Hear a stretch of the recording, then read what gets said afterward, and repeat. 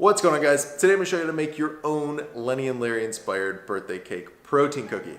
Now for me, there's a few things that I just can't stand about Lenny and Larry cookies. Number one, the price is just outrageous on those cookies. Number two, it's really just a regular cookie with a little bit of added protein into it. And number three, which sort of relates to number two, is just that the calories in those cookies are sort of high. They're really not macro friendly when it comes down to it. So today, the birthday cake cookie that I'm gonna show you how to make, it's way cheaper than buying one of those cookies in the store. It has a third of the calories compared to a Lenny's and Larry's birthday cake cookie. It has more protein. It has a fifth of the fat. It's just way better in general. So let's make this cookie. Let's get cooking. All right, so for this recipe, you're definitely gonna wanna use a food scale. So if you don't have a food scale, you can grab one in the video description below. You're also gonna wanna take out a small bowl, and then you're gonna wanna add a heaping tablespoon of coconut flour. Next, you're gonna add a scoop of vanilla whey protein powder, a teaspoon of vanilla extract, and a teaspoon of the liquid sweetener of your choice. However, if you're using liquid stevia, I definitely think you'll need more than a teaspoon, so just keep that in mind. You'll also wanna add a tablespoon of unsweetened vanilla almond milk and a pinch of salt. Now take a spatula and mix those ingredients until crumbly.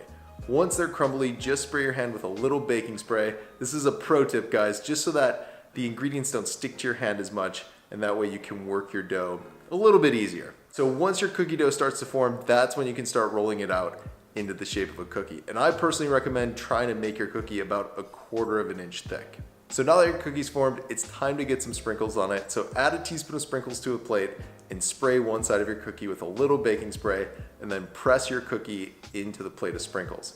Once your cookie is covered in sprinkles like this, transfer it back to a plate, microwave it just for about 10 seconds, and then let it set for a minute or two. That way the cookie can just firm up a little bit and keep its shape, but you'll still be able to eat it hot and warm. And of course, as always, enjoy, guys. All right, so just a couple of pro tips to make sure your cookie goes as deliciously as possible. Number one, make sure you use a food scale when you make this recipe, and that you're weighing all the ingredients to the gram. You can find all of the metric measurements for the recipe in the video description below, and you're definitely gonna wanna follow those to the T when you're making this cookie. Just because the recipe, it's sort of sensitive, and you need to make sure that everything's properly weighed. Number two, it might not seem like there's enough liquid to form a dough out of your ingredients, but if you just show the ingredients a little love, if you're patient and you're working with them with your hands for a little while, a dough typically forms. I'd say 99 out of 100 times you'll get a dough to form out of it.